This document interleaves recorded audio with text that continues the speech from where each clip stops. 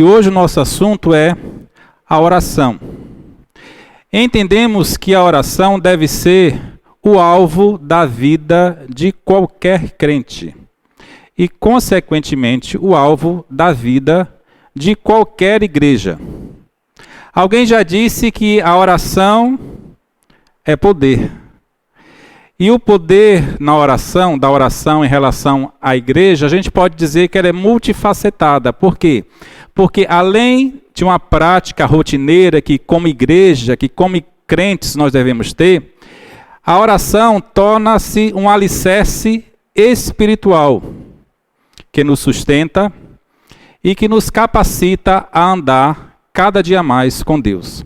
A oração, ela une, ela fortalece, a oração guia, protege, a oração inspira a igreja e capacita a igreja a continuar a cumprir a sua missão de evangelizar os perdidos, de levar o amor de Deus aos perdidos.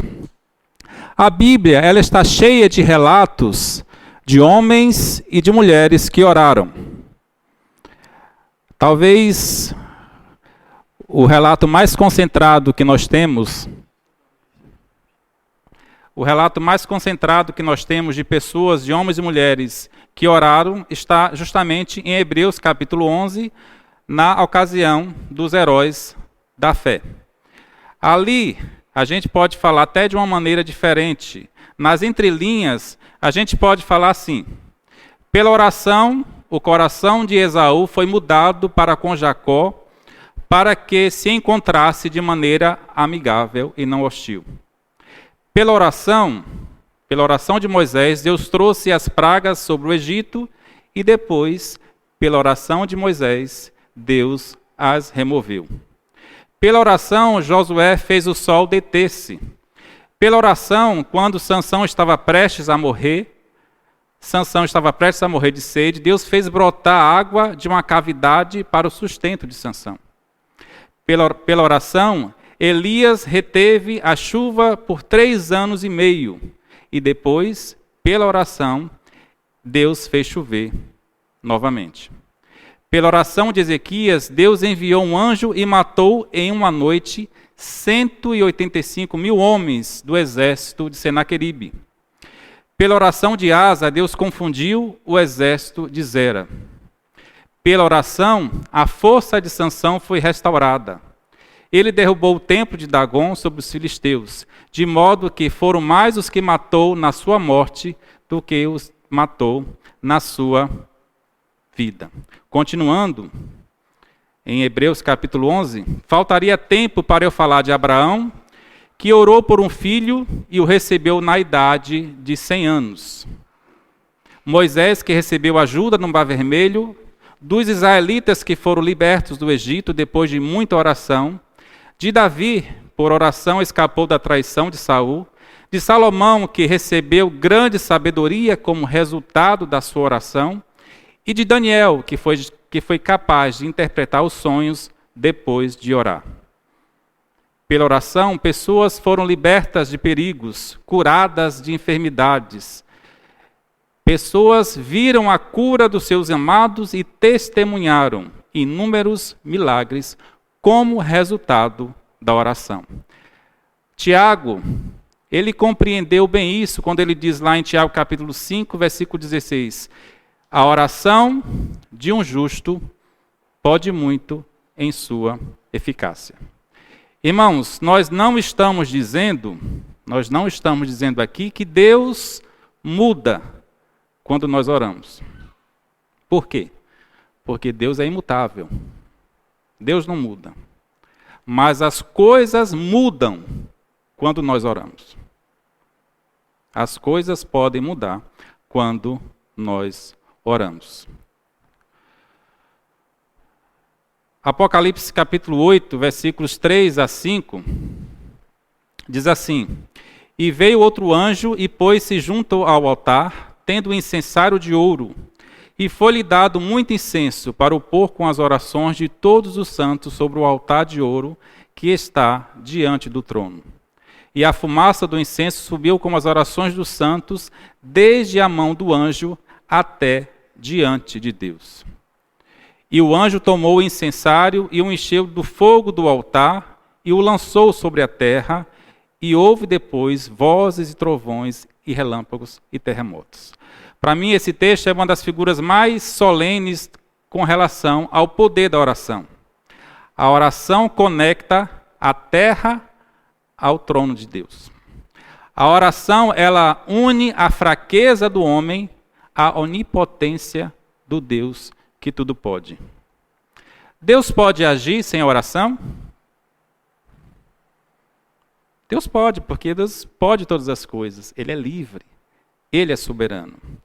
Mas quis Deus, sendo soberano, agir por meio das orações do seu povo. Então, irmãos, as orações têm poder. A oração tem poder. Jesus diz: pedi e dar-se-vos-á. Buscai e encontrareis, batei e abrir-se-vos-á. Porque aquele que pede, recebe, e o que busca, encontra, e ao que bate, abrir-se-lhes-á. Em palavras simples, a oração ela tem um lugar muito significativo e vital na vida do cristão. Alguém pode orar não sendo cristão, mas é inadmissível um cristão que não ora. É inadmissível, é inaceitável um cristão que não ora. Então, se queremos que essa igreja mantenha o foco em Deus, precisamos atingir o alvo da oração. A oração, ela cria na igreja um espaço de intimidade com Deus. A oração é um meio pelo qual a igreja expressa a sua total dependência de Deus. E quando nós falamos igreja conjunto, mas falamos de pessoas, de cada um de nós que cremos em Cristo. Quando nós oramos, mostra que nós dependemos de Deus. A prática da oração também desempenha um papel de construção da unidade e da coesão do povo de Deus.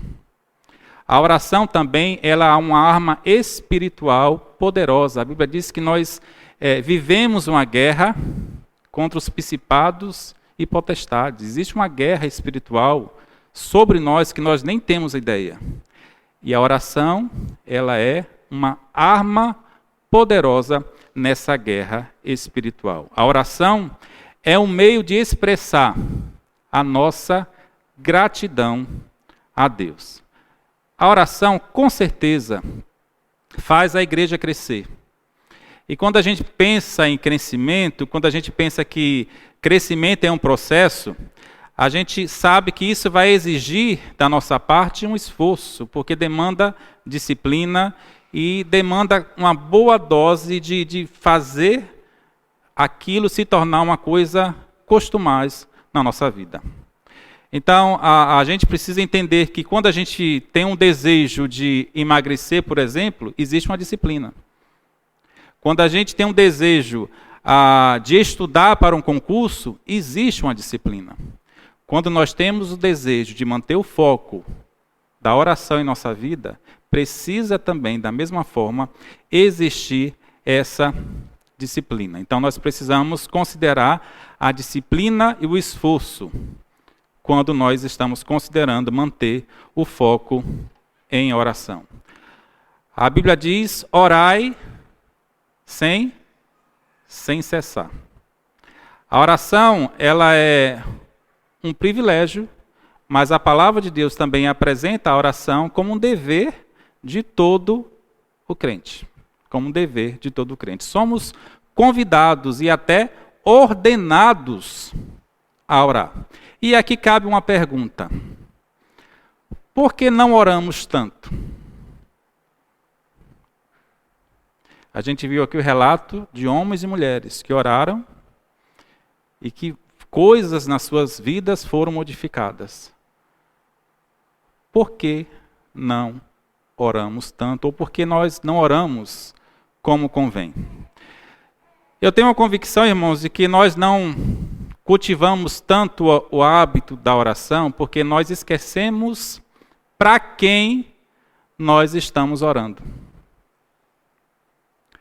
Nós esquecemos que oramos para o Deus Todo-Poderoso, para o Deus que conhece a nossa vida, para o Deus que sustenta, que protege, que fortalece. Então, pelo fato de esquecermos disso, talvez a gente se esqueça de orar mais. Então, precisamos ter em mente que nós oramos para um Deus que é todo-poderoso. E a grande recompensa da oração, com certeza, é o próprio Deus, é a presença do próprio Deus em nossa vida.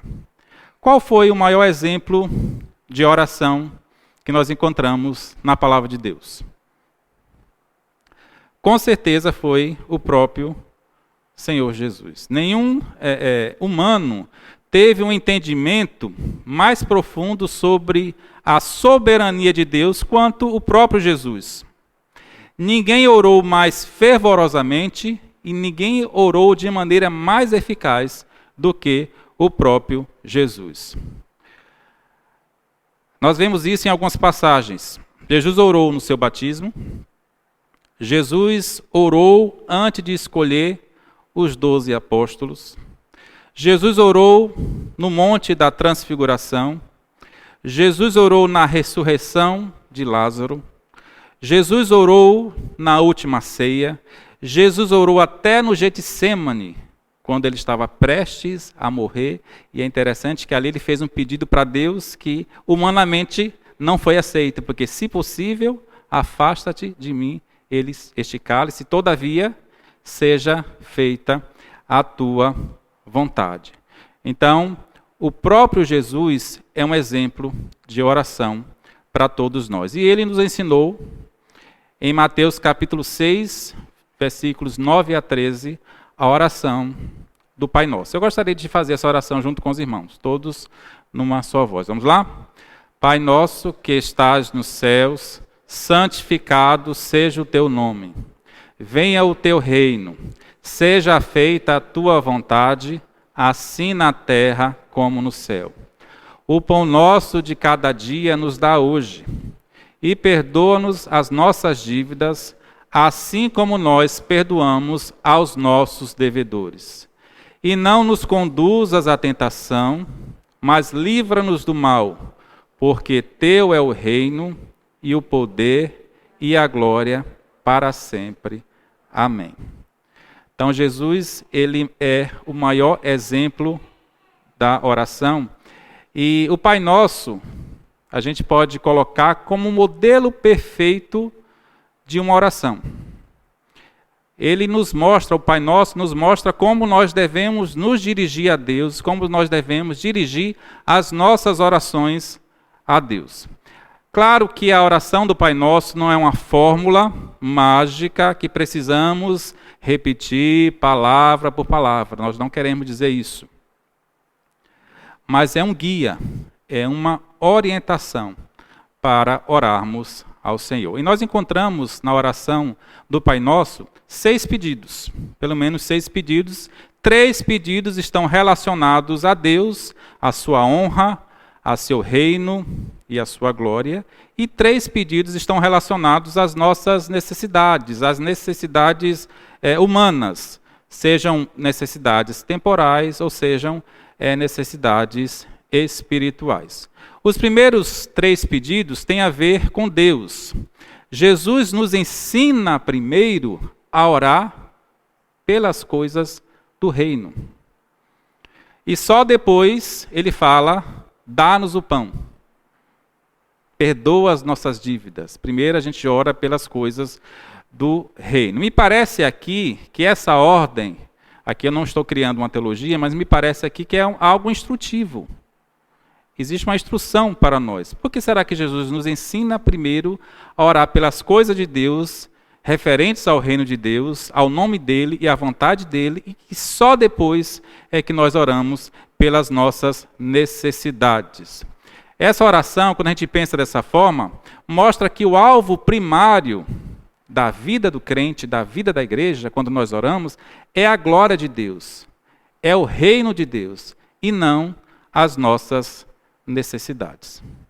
Quando você ora pelo quê? Os irmãos não precisam responder, mas eu tenho uma relaçãozinha aqui que eu acho que é bem parecida da minha parte e da parte dos irmãos. Geralmente nós oramos por alguma necessidade. Quando eu estou angustiado, eu peço a Deus paz. Quando eu estou preocupado, eu peço, Senhor, me dá tranquilidade, me dá paz. Quando eu estou doente, eu oro pela cura.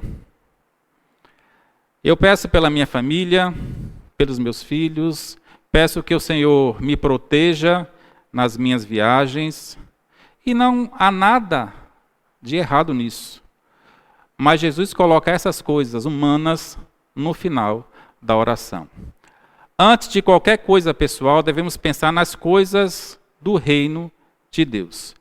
Pensar em Deus, pensar na sua vontade, pensar no nome glorioso.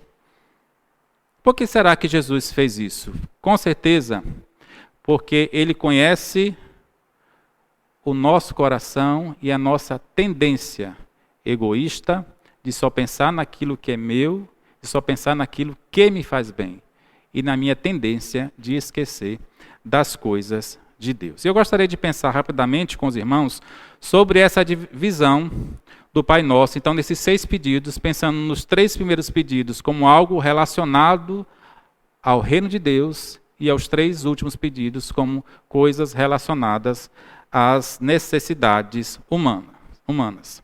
Em primeiro lugar, o primeiro pedido de Jesus é: santificado seja o teu nome.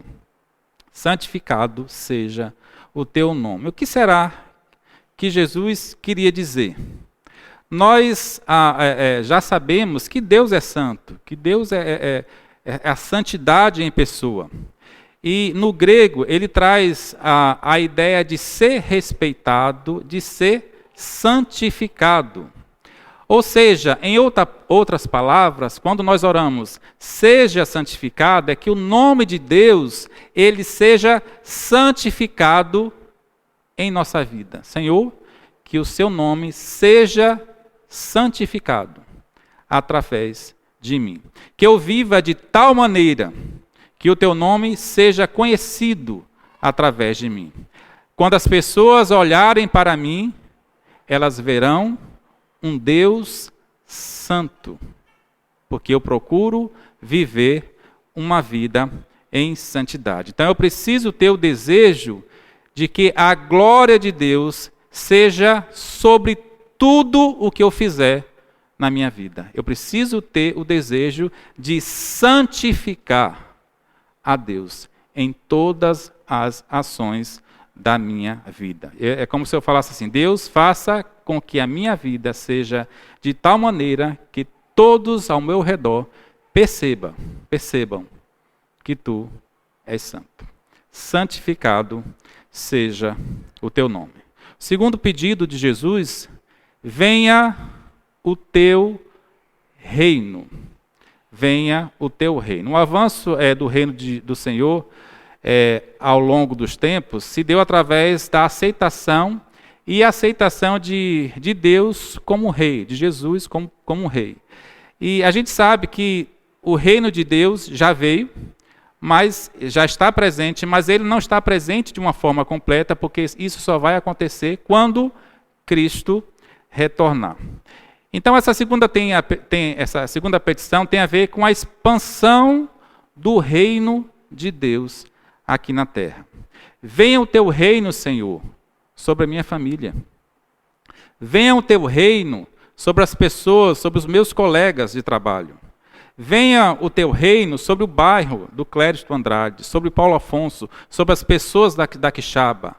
Então, esse desejo que Jesus tinha, que o reino dele fosse propagado para outras pessoas que ainda não conhecem a Cristo. É como se eu estivesse dizendo, quando eu oro, venha o teu reino, Senhor, me usa para alcançar as pessoas que não te conhecem, seja meu vizinho, seja meus colegas de trabalho, sejam os meus familiares. Venha o teu reino sobre nós.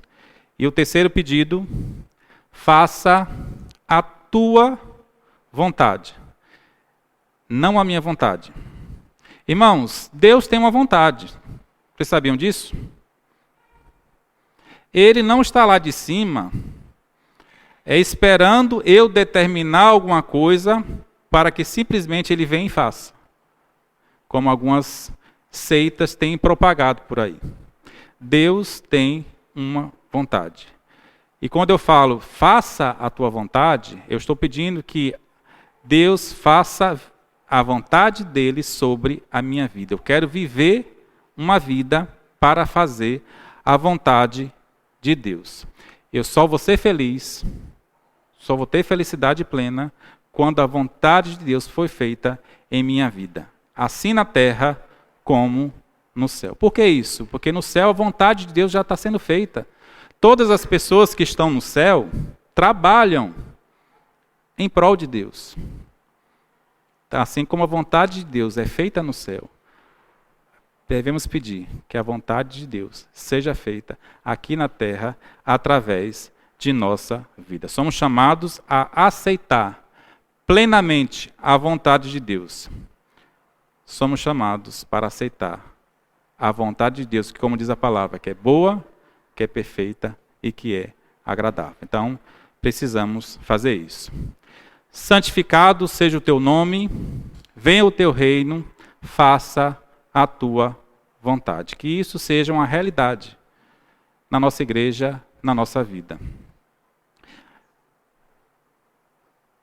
Nós deixamos para fazer um momento, já que falamos sobre oração, deixamos para fazer um momento de oração agora. Eu gostaria de convidar o pastor para que ele fizesse uma oração nesse sentido. Que, como igreja, nós possamos santificar o nome de Deus, que nós possamos propagar o reino de Deus e que estejamos prontos, com os corações abertos, para aceitar sempre a vontade de Deus em nossa vida. Senhor, obrigado por nos ensinar a como orar, nos ensinar a conversar contigo, que é todo poderoso, que sabe tudo e que de fato, inclusive, sabe o que está nos nossos corações e o que vai ser falado. Ainda assim, o Senhor nos instrui a conversar contigo para que tenhamos este relacionamento verdadeiro contigo. De saber que o Senhor nos escuta, de saber que o Senhor nos atende, de saber que o Senhor nos ama, de tal forma que considera os nossos pedidos. Pai, eu te peço, o nosso pedido, para que o teu nome seja glorificado no nosso meio, nas nossas famílias, no nosso trabalho. Que o Senhor, Pai, esteja como centro da nossa consciência nos nossos afazeres. Que a todo tempo, Pai, nós entendamos que as nossas atividades, elas têm o Senhor presente. Nos mantenha, Pai, essa consciência de que nada que nós fazemos foge do teu controle, foge da tua supervisão, foge do teu cuidado. Peço, Pai, para que essa consciência também nos ajude a nos levar a falar para outras pessoas a respeito do teu reino, do qual hoje nós fazemos parte por causa da tua graça, pela fé que nós tivemos em Jesus Cristo, nosso Salvador. Nos ajude a termos coragem, nos ajude a falarmos a verdade e a falar a verdade em amor, Senhor. Esse amor que o Senhor tem por nós, que foi tão bem representado na pessoa de Cristo, que voluntariamente foi para aquela cruz para morrer pelos nossos pecados. Senhor, obrigado por tudo que o Senhor tem nos dado. E por último, Pai, eu lhe peço com relação à nossa vontade. Quão bom, Pai, é quando nós temos as nossas almas satisfeitas no Senhor. E para isso nós precisamos conhecer a tua vontade e fazê-la, Pai. Então seja feita, sim, a tua vontade nas nossas vidas. Que nem sempre, Pai, é doce da nossa perspectiva, que nem sempre é agradável e que muitas vezes, Pai, nos faz sim sofrer, e o Senhor sabe disso. Mas que a nossa perspectiva seja tão precisa quanto a tua vontade, que nós nos submetemos em amor e nós nos alegramos em saber que tudo tem feito para a honra e glória do teu nome.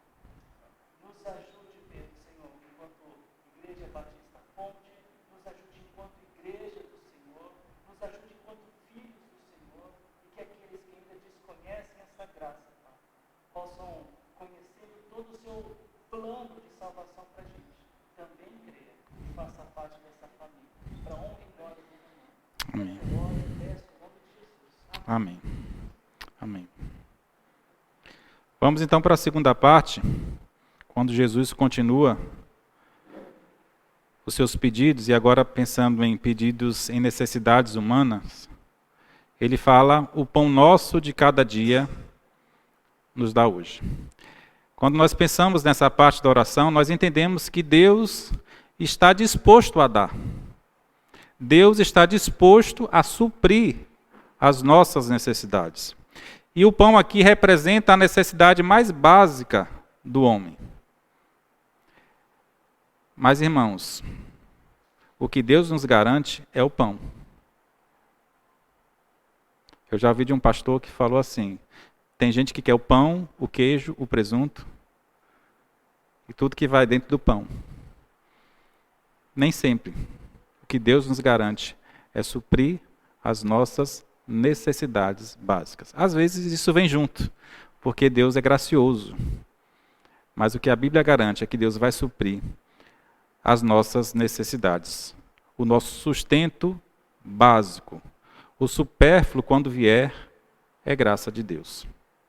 Nos dá hoje, nos mostra a nossa total dependência, e devemos a cada dia buscar essa dependência de Deus. O pão nosso de cada dia nos dá hoje. Isso me remete ao povo de Israel, quando ali estavam no deserto, e Deus mandava todos os dias aquilo que o povo precisava, para suprir as necessidades básicas do seu povo. Quando eu trabalhava como Uber, ainda de vez em quando eu faço algumas corridas, eu sempre fui muito grato a Deus, porque eu vivia cada dia. E Deus me supriu todos os dias que eu precisei. Eu tinha um alvo diário, e era raro o dia que eu não conseguia atingir meu alvo. Quando eu não conseguia no outro dia, Deus supria de alguma forma, e eu sempre lembrava de agradecer a Deus por aquele dia, porque Deus estava suprindo aquilo que eu estava precisando. Diariamente. No outro dia, às vezes eu não tinha para o outro dia, mas no outro dia, Deus vinha e supria a minha necessidade. Então, o pão nosso de cada dia nos dá hoje. Deus está disposto a cuidar de nós, a suprir as nossas necessidades. Isso nos mostra também a nossa dependência. Dependemos de Deus. Tudo que fazemos e tudo que temos vem da boa mão do Senhor. Em segundo lugar, ele fala: perdoa as nossas dívidas. E aqui a palavra dívida vem de uma forma figurada, porque o nosso pecado é uma dívida com Deus, é uma dívida que temos com a pessoa de Deus. Quando eu peco, eu me torno devedor a Deus. Por quê? Porque Deus é santo. E quando eu peco, eu preciso entender que nada que eu faça vai pagar essa dívida que eu tenho com Deus. Não vão ser as minhas boas obras, não será o meu bom serviço, não será o meu tempo, não será o meu dinheiro. Nada que eu faça pode pagar a minha dívida com Deus. E é por isso que eu peço: Senhor, perdoa as minhas dívidas. Eu não posso pagar, só o Senhor pode perdoar. Mas Jesus aqui coloca uma condição: assim como nós perdoamos a quem nos tem ofendido. E aquele quem você não perdoou? Como é que fica? Que cara de pau é essa de você pedir perdão a Deus se você não tem coragem de perdoar o seu irmão? Jesus aqui ele está condicionando o perdão de Deus com o perdão que eu devo também dispensar às pessoas que me ofenderam. Assim como nós perdoamos àqueles que nos têm ofendido. Irmãos, isso é muito sério. porque nós queremos receber o perdão de Deus, mas nós não temos a mesma disposição de perdoar. Eu não vejo o perdão como sentimento. A Bíblia nunca apresentou o perdão como sentimento, mas é uma decisão, é uma ordem. E está diretamente ligada também à ação do perdão de Deus sobre a minha vida, sobre as nossas vidas. O perdão, com certeza, é uma expressão daquele que se entregou a Cristo, que recebeu o perdão de Deus e que também está disposto a perdoar. Perdoa as nossas dívidas, assim como nós perdoamos a quem nos tem ofendido. E por último, livra-nos do mal. Livra-nos do mal. Aqui é uma referência a Satanás, porque também essa palavra pode ser traduzida por maligno. Poderia ser, livra-nos do maligno. E a gente sabe que o diabo ele nos tenta diariamente e a sua ação, o seu objetivo é nos afastar de Deus. E é claro que aqui nós podemos abrir o leque quando nós pensamos na palavra tentação. Nós somos tentados nas nossas fraquezas, nós somos tentados em não perdoar, nós somos tentados a falar mal do irmão, nós somos tentados a ficar ressentidos, nós somos tentados em não obedecer e por aí vai. E por aí vai. Diariamente nós somos tentados. E a oração, Senhor, livra-nos do maligno, porque ele vai me tentar. E nós precisamos lembrar em nossas orações aquilo que nos tenta e pedir a Deus que nos livre desse mal e, consequentemente, nos livre do maligno. Eu quero concluir essa mensagem pensando no final, quando Jesus diz: porque teu é o reino, o poder e a glória para sempre. É como se ele estivesse relembrando que tudo pertence a Deus. A razão principal do reino de Deus sempre será, o reino de Deus, na verdade, sempre será a razão principal do ministério de Jesus. E o reino de Deus precisa sempre ser a razão da existência dessa igreja. Nós devemos orar lembrando de tudo que Deus faz, de tudo que Deus é e de que tudo é para Deus. No passado eu li uma oração baseada no Pai Nosso, que ele pega vários versículos da Bíblia e junta e faz uma oração, não é tão pequena, mas eu gostaria de ler essa oração com os irmãos, encerrando essa nossa meditação. Essa oração eu li lá por 2017, 2018, na revista Ultimato, que é uma revista evangélica em circulação, que eu nem sei se tem mais, mas no passado tinha. Diz assim: Pai que estás nos céus, venha o teu reino, pois teu é o reino, tu és Deus nos céus e dominas sobre todos os povos. Faça-se a tua vontade, pois teu é o poder e coisa alguma te é demasiadamente maravilhosa. Santificado seja o teu nome, pois tua é a glória e tu expuseste nos céus a tua majestade. Pai que estás nos céus, supra as nossas necessidades, perdoa os nossos pecados e preserva-nos do mal, pois teu é o reino, o poder e a glória. Pois tu és o Senhor de todos, rico para com todos os que te invocam. Ninguém pode perdoar pecados senão tu somente. Que tua força se engrandeça em perdoar nossos pecados. E como é a glória de Deus sobre perdoar pecados e assistir o desamparado, assiste-nos, ó Deus e Salvador nosso. Pela glória do teu nome, livra-nos e perdoa-nos os pecados por amor do teu nome. Nós desejamos em todas as nossas orações louvar a ti, pois tu és grande e muito digno de ser louvado.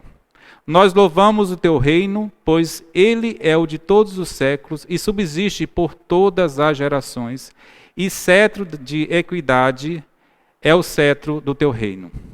Amas a justiça e odeias a iniquidade. A ti, Senhor, pertence a graça, e a cada um retribui segundo as suas obras.